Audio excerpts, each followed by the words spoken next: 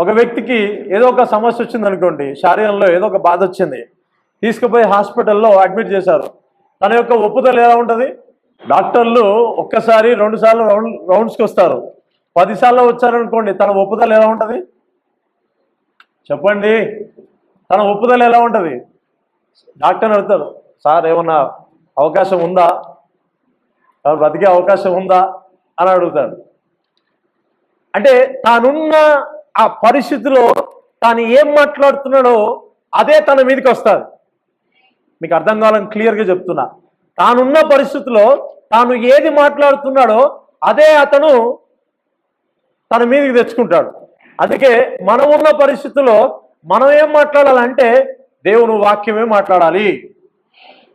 హల్లెలూయా.